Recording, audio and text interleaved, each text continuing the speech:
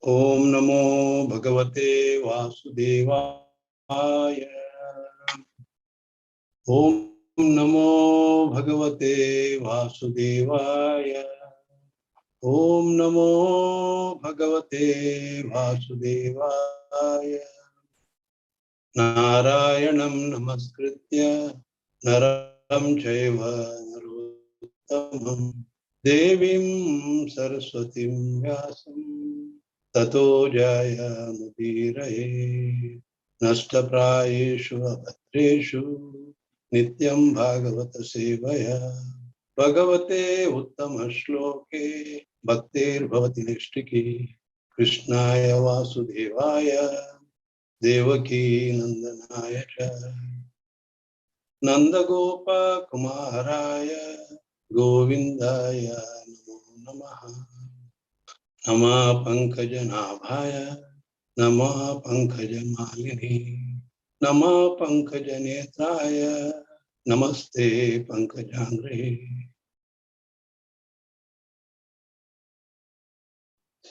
So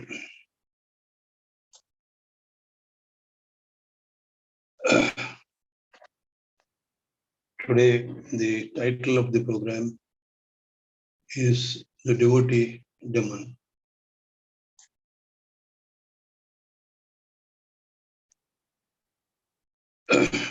The demigods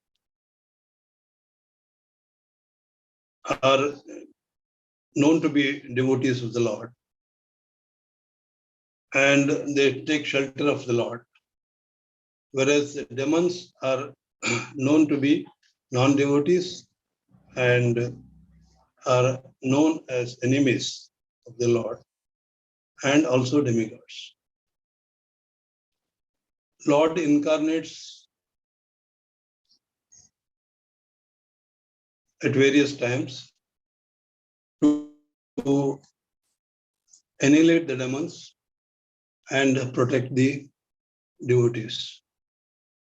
The examples are Hiranyaksha, Hiranyakashipu. They were demons, he killed them. Ravana, Kumbhakarna, Shishupala, Dantavakra, etc. Am I audible? Prabhu, am I audible? Yes, Prabhuji. Ramdayal Prabhu, yeah. I'll increase the volume here. Then Prahlad Maharaj and Bali Maharaj, they took birth as demons in the lineage of demons, but they are not referred to as demons because they are referred to as devotees because they were pure devotees of Lord. Today we are going to talk about a personality who is referred to as a demon and yet a pure devotee of the Lord, and that is Vritrasura. I'm sure all of you have heard about Vritrasura. The story goes like this. Once upon a time, King Indra, the king of heaven, was extremely proud of his opulence, was seated upon his throne along with his wife, Sachidevi, surrounded by different demigods like Mars, Vasus, Rudras, Adityas, etc. And also great sages. They were offering him respects and services, various services. Apsaras were dancing and Gandharvas were providing sweet musical accompaniments. So Indra was totally engrossed with his opulence. He was quite proud and in the company of people who serve him. Suddenly, Brahaspati entered the assembly. Brahaspati is the spiritual master of demigods. Although Indra saw his spiritual master, He did not offer him a seat, did not rise up from his seat, and thus failed to show respect to his spiritual master that was expected of him. What happens normally, familiarity is said, no? Familiarity breeds contempt. When we see somebody, though senior to us, etc., if they keep coming to us and talking to us, generally, we tend to ignore them. But spiritual master's position is totally different. Even Krishna, for that matter, rose up when Narada Muni came to his palace in Dwarka. So Krishna showed us how to respect the spiritual master. But in this case,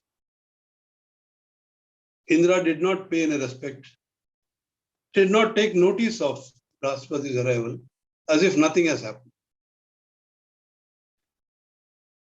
So Brahaspati could very well understand Indra's pride, as well as what future Indra had in store. So he could have cursed Indra, but he did not do that. He simply walked out of the assembly without a word. So Indra immediately realized his grave mistake in disrespecting his spiritual master. And so, realizing that, he condemned himself in the presence of all demigods and sages in the assembly. He profusely condemned himself. Then he went out and he decided to pay dandavat to his spiritual master without any duplicity and try to satisfy him. Brahaspati understood Indra's mind,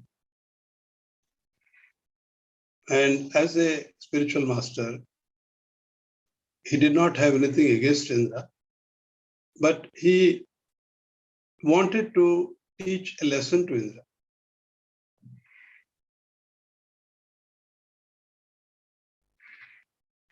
Indra thought, and he became invisible to Indra. Indra searched everywhere, but he could not find his spiritual master, because it was a plan of the spiritual master himself that he should not make himself available to Indra. So Indra thought, my spiritual master has become dissatisfied with me. Therefore, I have become bereft of all means for achieving good fortune. Indra could find no peace of mind. So the demons, who were enemies of demigods, they soon came to know the pitiable condition of Indra. And under the instruction of their spiritual master Shukracharya, they declared war against the demigods. And in the war that followed, the demigods were defeated. So as usual, demigods approached some higher authorities, and this time they approached Brahma, Lord Brahma. When he heard the story, in fact, Brahma chastised them for behaving so impudently, showing disrespect to the spiritual master, who was the best of Brahmanas, and said that because of that misbehavior, they have been defeated by the demons. Brahma recalled a similar instance when he said, when demons disrespected Shukracharya, their spiritual master, the demigods have been repeatedly attacking them and winning over them. The fact is that the leader who has determined faith in the mercy of Brahmanas, cows, and Supreme Lord remain strong. Now, Brahma advised them to approach Vishwarupa. Vishwarupa was son of Twasta and accept him as his guru. Now, Twasta was Aditi's son. Aditi was one of the Daksha Prajapati's daughters. Twasta married the daughter of a Daitya called Rachana. So Vishwarupa had demonic connections.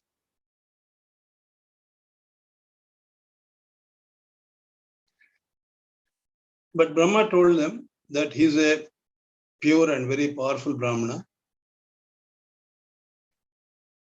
Because Twasta from his father's side was a Brahmana. And he is undergoing severe penances, austerities, and he will certainly fulfill your desires. He will be able to help you out. But he also cautioned them that he is inclined to favor the demigods also because he has demonic connections.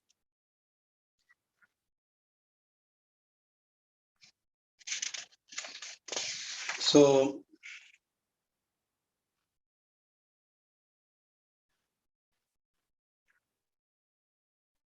the demigods were bent on finding a spiritual master because their spiritual master has walked away, so they needed a replacement for him. So they somehow accepted Vishwarupa. They thought Vishwarupa will be the right person, though he had some deficiencies in that he had demonic connections, and he was Brahma had even cautioned them that he has demonic connections and he may be inclined to favor demons. But then what happens many times, we tend to ignore such safety aspects when we finally get what we have been looking for a long time, and our immediate needs are addressed. So this is what happened here. So feeling relieved, the demigods approached Vishwarupa and informed him of their desire to accept him as a spiritual master. So that he said, by the strength of your austerities, we may easily defeat the demons. That was their purpose. So they wanted Vishwarupa to help them to defeat the demons, and they wanted to avail of his purity and austerity. And it was a fact, it was known to everybody, he was junior to them. But they justified somehow, as I said, when you need something urgently, you ignore certain things, certain defects. So they said, they justified that such etiquettes do not apply when it comes to chanting Vedic mantras. So junior or otherwise, it doesn't matter.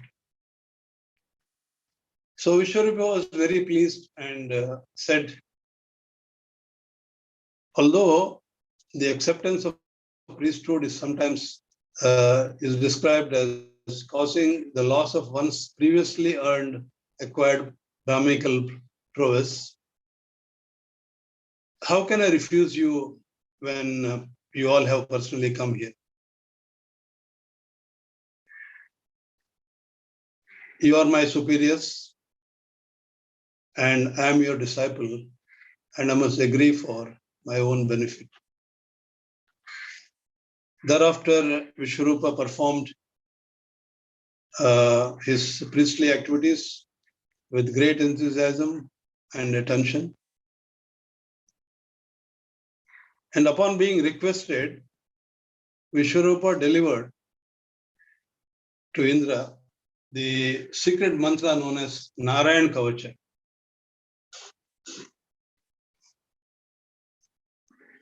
He himself was protected by that. So he delivered Narayan Kavacha, and explained to him how the mantra should be used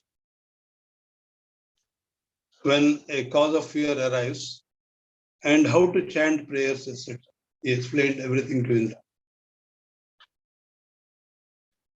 Vishwarupa concluded by instructing Indra, this mystic power of Lord Narayana will certainly enable you to counter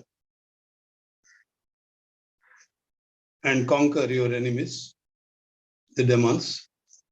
And if one employs this armor, whomsoever he sees or touches with his feet is immediately freed from all dangers. And one who utilizes this is never disturbed or put into danger by government, by plunderers, by evil demons, or by any type of diseases. And he gave an example. He cited, he gives a case study. And he says, once upon a time, Gandharva king Chitraratha was riding on his airplane, and he rode over the remains of a Brahmana named Kaushika, who used this armor formerly, and he purposely gave up his body in the desert by utilizing this mystic power. So when Chitraratha traveled over his remains, his plane, King Chitraratha suddenly he was forced to fall headfirst to the ground by the power of Narayan Kavach, because he rode over it. So Narayan Kavach is that powerful. Then Chitraratha had to remove those bones, throw it to Saraswati river, took bath, and when he went back to his abode. So this was the example Vishwarupa gave, and then Indra was convinced. And as it would happen one day or the other, Vishwarupa had 3 heads. One head he used to drink somrasa, the other to drink wine, and the third to eat his food. And as I said earlier, Vishwarupa was related to the demigods on his father's side and to demons on his mother's side. So what he was doing, because of this, he would secretly offer oblations to demons, along with those that were being offered to demigods. It was being done very secretly. However, once Indra detected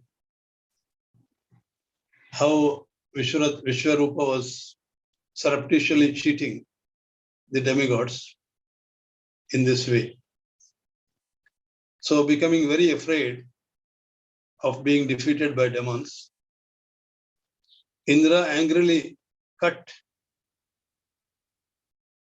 Vishwarupa's all 3 heads. He cut it off. After this, after killing of Vishwarupa, however, Indra realized that he killed a Brahmana and he became very repentant. Even though he was powerful enough to neutralize the sinful effects of killing a Brahmana, Indra voluntarily accepted the curse, the sinful reactions with folded hands. And Indra suffered the reactions for killing Brahmana for 1 full year. And then to purify himself, he distributed the remaining sinful reactions among the 4 participants, that is earth, water, trees, and women. But then Indra also had to give them benedictions. So Indra gave benediction to the land, saying that your ditches would be filled. All your ditches will be filled. And water, he said, it would increase the volume of other substances wherever you flow. And the trees, he said, its branches and twigs would grow back when trimmed. And to women, he said, they would enjoy lusty desires continuously. That's why they have this monthly course and nobody can touch them during that time.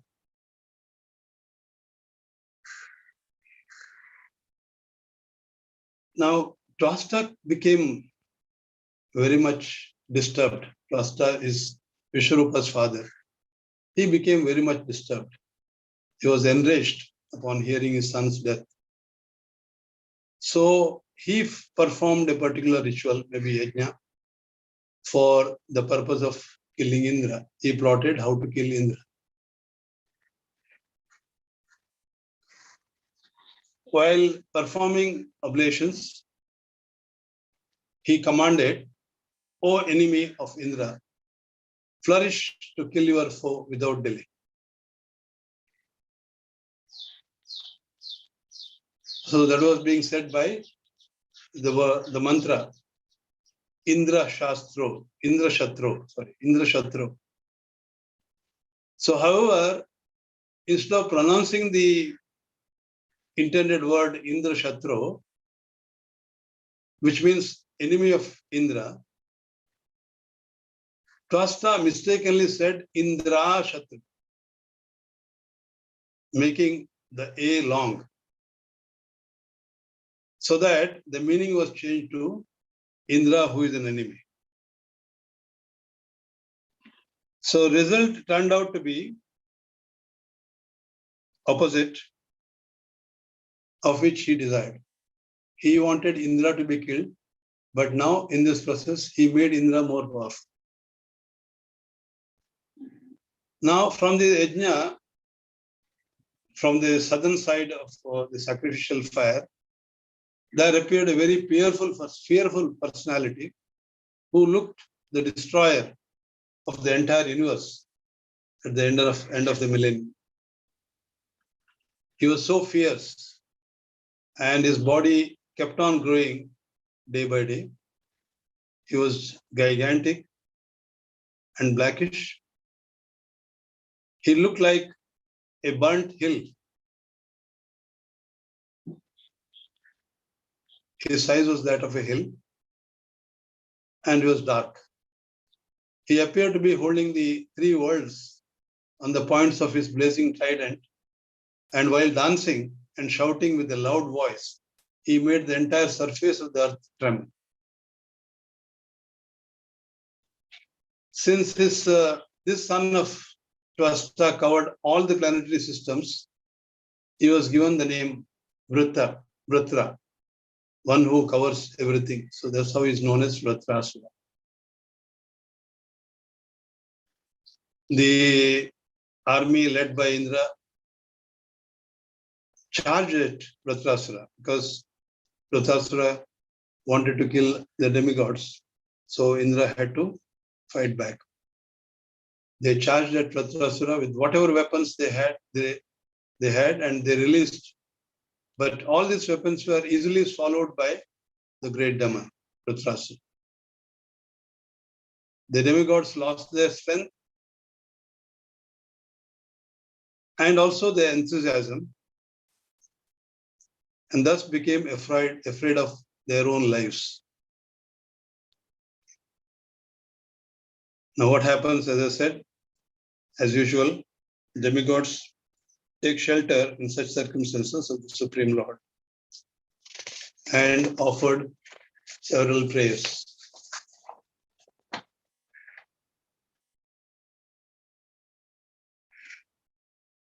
Demigods prayed to the Supreme Lord that you are the controller of time, which is threatening to end our existence. You alone can save us and give us protection. The Supreme Lord, Supreme Personality of Godhead is always situated before us as Paramatma. But we cannot see his form because we consider ourselves separate and independent gods. We take shelter of you, for we are confident that you will give us protection. And like that, they give several prayers. We can't discuss all that. And after hearing demigods' prayers, the Supreme Lord first appeared in their hearts and then appeared visibly before them.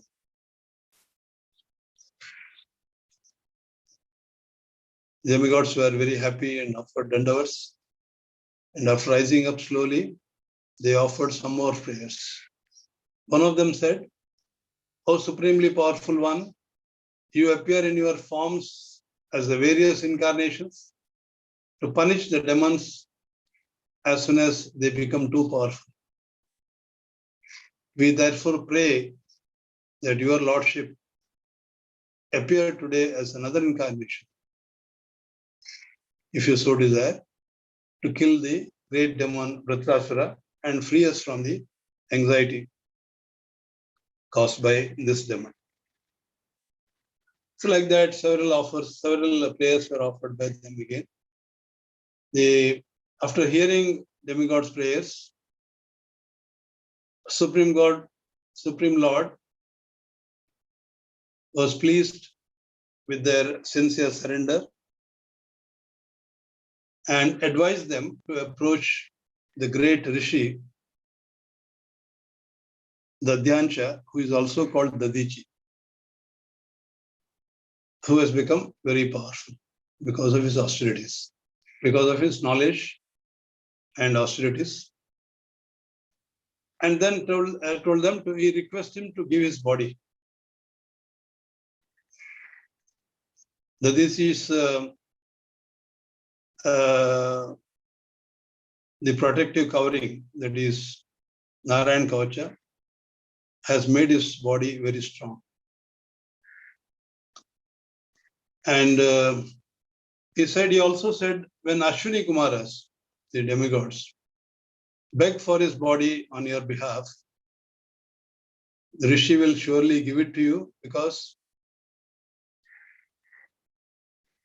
they know they had begged of him for instructions, and they became liberated in this very life, following his instructions. They know him, he knows them. So you request Ashwini Kumaras to beg for his body. And then tell Vishwakarma to manufacture a thunderbolt from its bones. And I will also invest this weapon with my personal power, and thus you will surely be able to kill Vritrasura with that. Lord said, my dear Indra, after death of Vritrasura, all good fortune will be yours. Although the great demon is capable of destroying the three worlds, do not fear that he will do any harm, because he is also a devotee. Therefore, I will never be envious towards you. So thereafter, the demigods approached Dadichi and begged him to give his body to them. Dadichi was prepared to give his body, but he wanted to hear some instructions, good instructions from the demigods. So he initially superficially refused.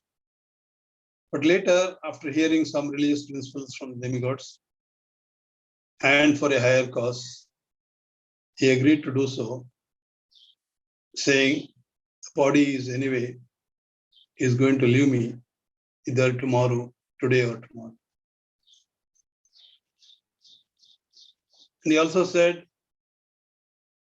one who has no compassion for the suffering of human society and does not sacrifice his impermanent body for the cause of God consciousness is certainly most condemned. Therefore, the body and its possessions must be engaged for the benefit of others. Otherwise, they will become the source of tribulation. It is usable only for a short period of time, and after death, it does not do me any good. So, having said this, the great sage Dadichi placed himself at the lotus feet of the Lord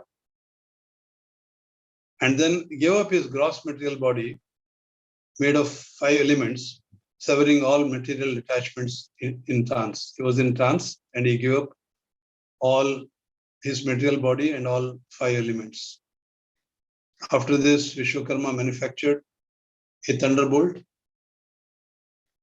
from the bones of Dadichi's body, and Lord Vishnu infused the weapon with this potency. And Indra was very happy. And armed with this new weapon, Indra rode off to kill his enemy, Pratrasana.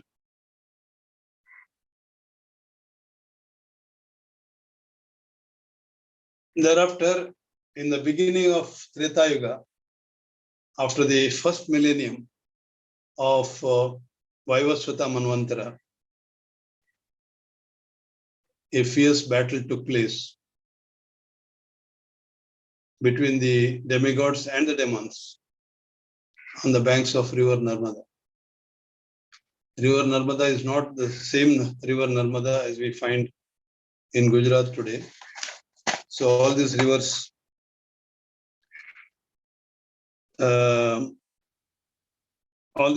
sacred rivers flow in the higher planets, and they have been replicated here in this material world. Now we can just roughly estimate how many years ago this battle took place. A millennium means a cycle of 4 yugas.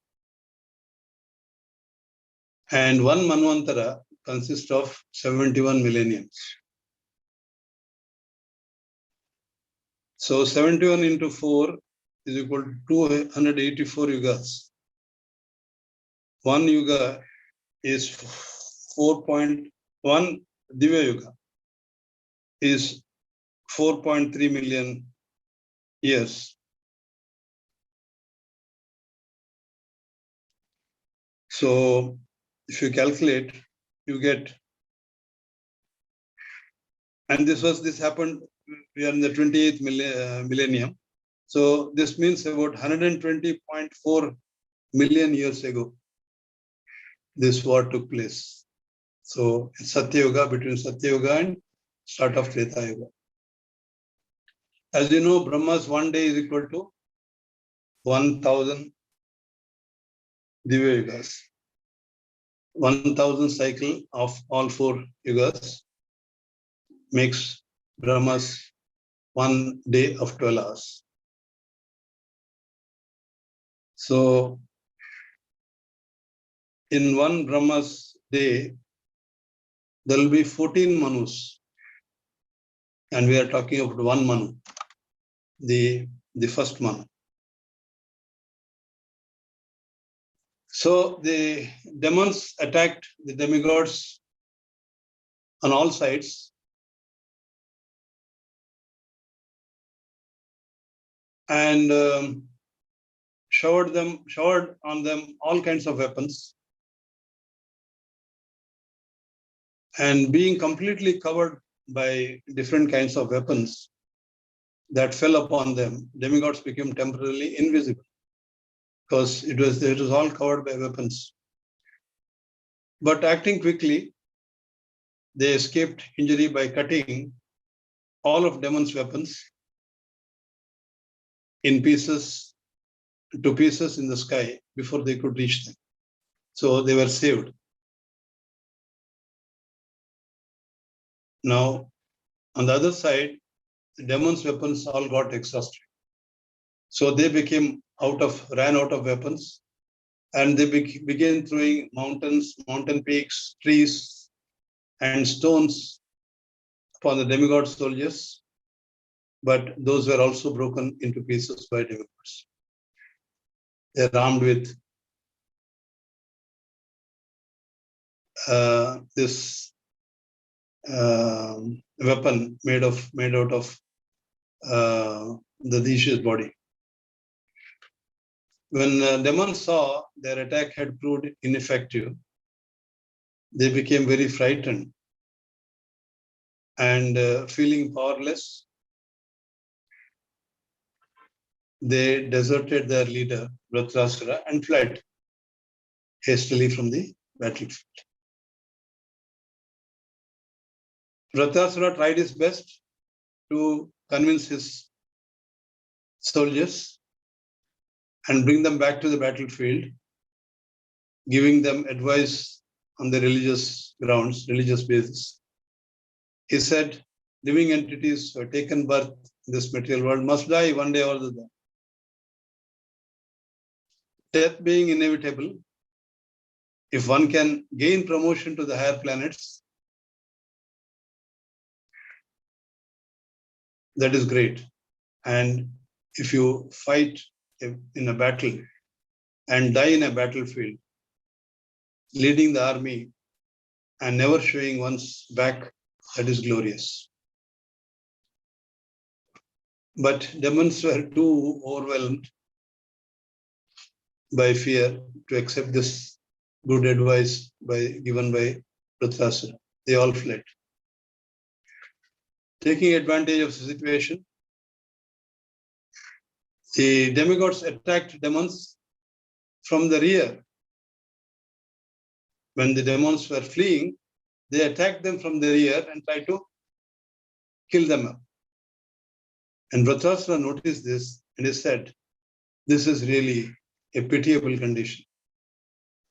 He became angry and said, one who considers himself a hero should never kill an enemy who is afraid of losing his life. If somebody is running away from the battlefield, he should not be killed because he is afraid of his life. He said, if you truly have faith in your heroism, then please stand before me for just a moment. I will diminish all of you, vanquish all of you. Otherwise, if you have no desire to fight with me, then I will let you go peacefully. For I am not that evil-minded as to attack one who is not willing to fight, like the way you have been doing. The sight, he was very angry. The sight of angry Vritrasura had already terrified the demigods. And when he angrily roared this, practically they fainted to the ground. As the demigods are fearful and almost fainted to the ground, Vritrasura picked up his trident and began trampling the demigods down. This enraged Indra, who was seeing all this, and he hurled his club towards Vritrasura. But Vritrasura was such a hero that he easily caught the club with his left hand and angrily used it to strike his elephant, Airavata, Indra's elephant. Airavata, while spitting blood from its broken mouth, fell down to the ground with Indra on its back. So now Vritrasura seeing Indra without a chariot. So Vritrasura was a Kshatriya, proper Kshatriya. And he did not want to strike Indra when he was in a situation like this, when he had defense available to him. So Indra became very much depressed, but Dhritarashtra honored the rules of the battle and he refrained from striking him.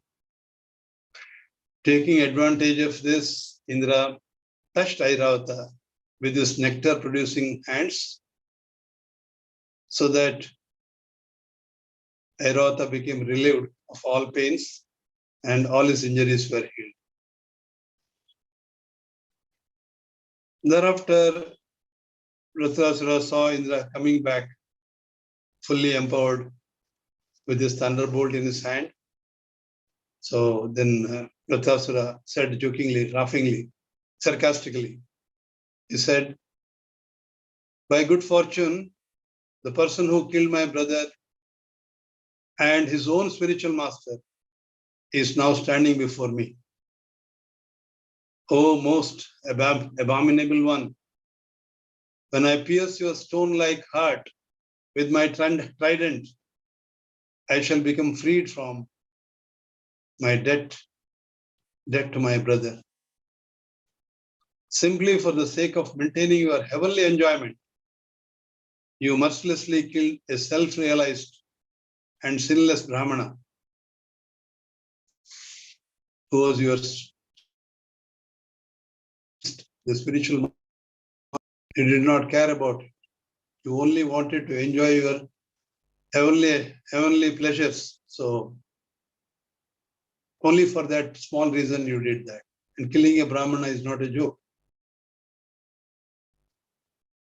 After hurling several abuses against Indra, Dhritarashtra said, O king of the demigods, since I am standing before you, why do you hesitate to hurl your thunderbolt on me?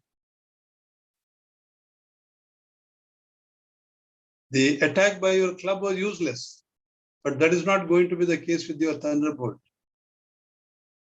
You should not doubt the capability of the thunderbolt. It has been empowered by Lord Vishnu, and the strength of Dadichi, his austerities,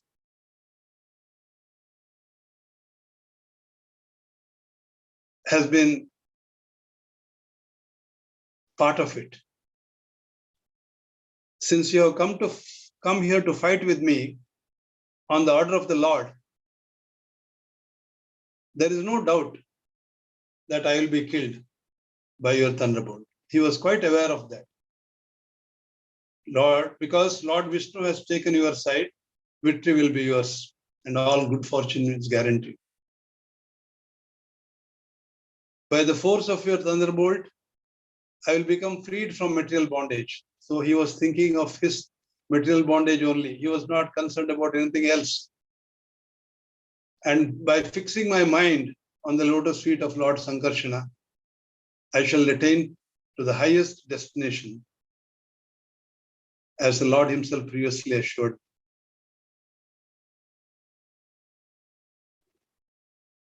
After speaking in this way, he turned his attention to his worshipable deity and prayed, O my Lord, will I again be able to engage in the service of your eternal servants, so that my mind may always think of your transcendental attributes and my body engage in your loving service.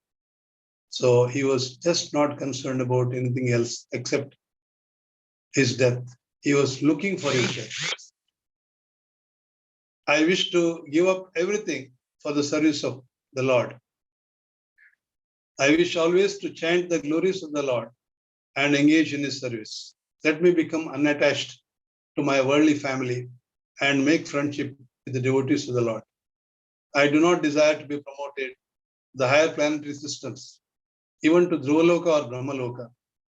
Nor do I desire unconquerable position within this material world. I have no need for such things.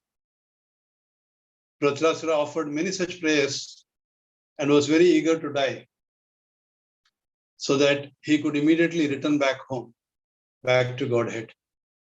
He only wanted his mind, consciousness, and everything that he possessed be attached only to the Supreme Lord and nothing else.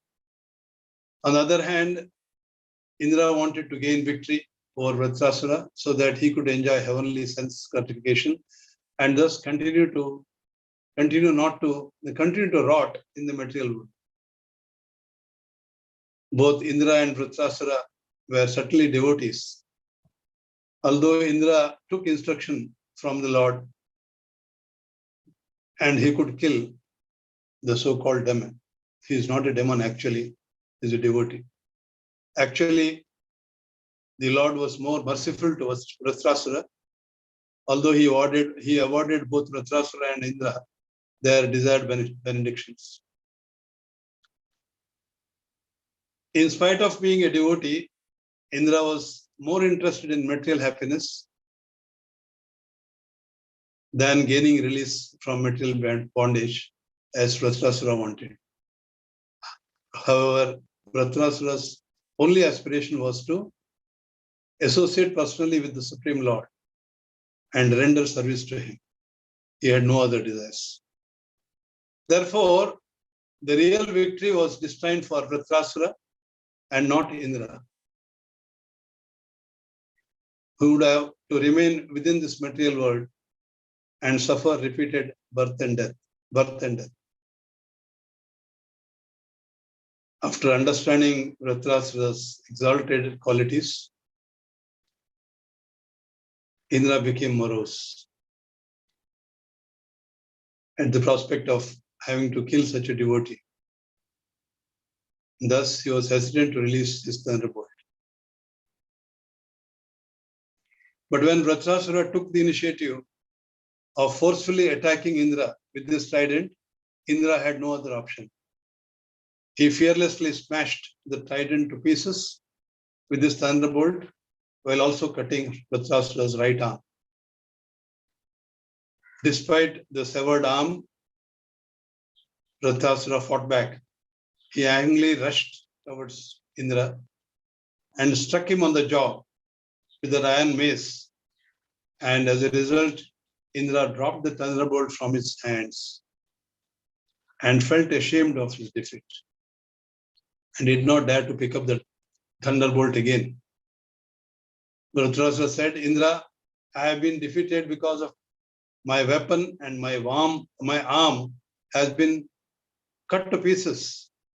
I am already defeated. Still, I am trying my best to fight, and I am not at all morose.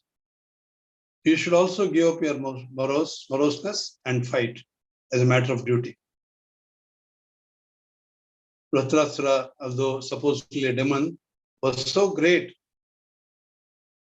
that he was, in effect, acting as Indra's guru. He knew he was going to be defeated. Still, he continued the fight that he should perform his duty. After praising Vritrasura for his valor and his being a devotee of the Lord, Indra once again picked up his thunderbolt and both of them started fighting as a matter of duty. Indra's thunderbolt, called as Shataparva, due to having 100 joints in that thunderbolt, made of bones, cut Vritrasura's iron club, which was hurling with his left hand, and he cut his club as well as his left arm also. So Vritrasura had lost both the arms, and now he had only his body trunk. Then he assumed a gigantic form and opened his mouth wide. One was touching the ground, the other was touching the sky. And coming towards Indra with a lot of speed, with such a speed, Indra did not notice, he devoured him along with Airavata. And Vritrasura thought, the matter is over. I have finished the war. The fight is over. and he relaxed. When demigods saw this, including Brahma, they said, "What a disaster! Oh, what a disaster!" However, Indra, he was being protected by the Narayan Kavacha, as well as his mystic power. Indra, using his thunderbolt, cut open Vritrasura's abdomen and came out to the relief of all demigods. Indra immediately began to cut off Vritrasura's head, but despite all his efforts and the speed of thunderbolt, it took Indra 1 year, 360 days to cut Vritrasura's head. Finally, Vritrasura, his head fell to the ground, and upon seeing this, demigods in heaven showered flowers upon Indra. The soul within Vritrasura's body then emerged and returned home, back to Godhead, to become the eternal associate of Lord Sankarshan. Indra, however, had to go through a difficult time as a result of killing a Brahmana. This is the second time. He had killed Vishwarupa once and had suffered once. In fact, he was not ready to kill Vritrasura because he was a Brahmana and he did not want to go through the suffering again. But the Brahmanas and demigods advised that time that don't worry, we will perform a Ashwamedha Yajna and all sinful reactions will be vanquished by that. So, though he was reluctant, he finally agreed to do that. And because of this, he has to suffer.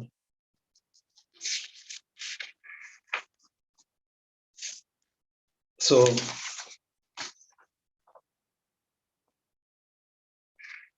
Indra,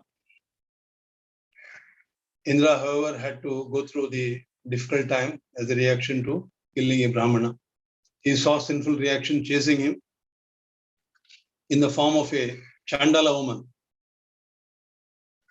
And he had to go towards northeast. Chandala woman was chasing him with the fully blood-stained saris.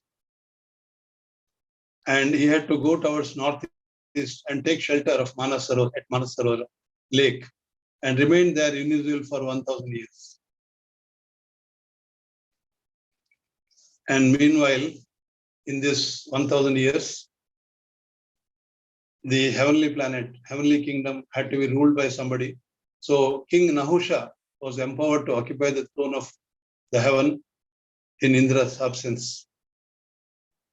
However, Nahusha also had to suffer due to becoming madly intoxicated by his newly acquired power and opulence.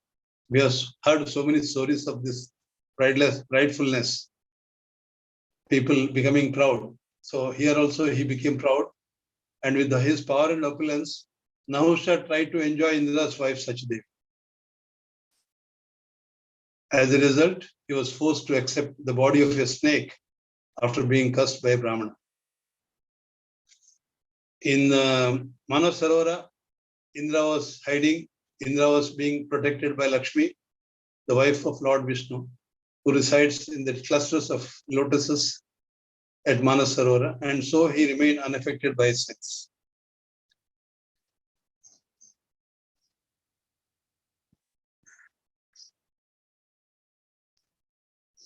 Indra was called back by the Brahmanas to heaven, who then performed a horse sacrifice, and all final traces of sinful reactions were vanquished. So this is a story of Vritrasura. So what are the lessons we get out of this story? What we have to learn from this story? One, opulence should not lead to pride. And Indra became proud because of opulence and failed to give respect to spiritual master Brahaspati. when he entered the assembly, and that resulted in all the miseries that followed. Whether out of pride or otherwise, spiritual master should always be respected. Yasya prasadat bhagavad prasad. Yasya prasadat bhagavad prasado. Yasya prasadan na gati kuto. By the mercy of the spiritual master, one gets the benediction of Krishna. By the mercy of Guru, even a dumb man can become a great orator. And even a lame man can cross mountains. Go Brahmana Hitayacha. The Supreme Personality of Godhead, is always kind to cows and Brahmanas.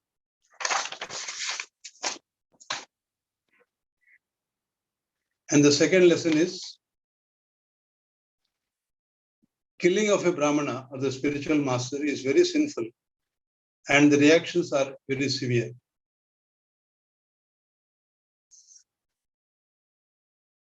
Indra had to face such reactions on 2 occasions, the second one being more severe than the first. This is committing sinful activities on the strength of the holy name, or knowing full well that it is an offense. And then he thought the strength of the holy name, he can circumvent the sinful reactions. And the third is the sinful reaction due to lusty behavior of King Nahusha, again due to becoming madly intoxicated by his newly acquired power and opulence. So lusty desires can bring our downfall. Pride can bring our downfall. And offense against the spiritual master, offense against Brahmanas can bring our downfall. So these are the lessons that one can get from this story. Thank you very much. Hare Krishna.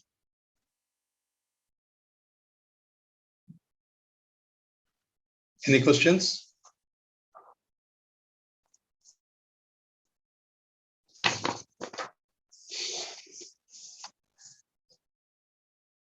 If there are no questions, we close. Thank you, Param Dayal Prabhu.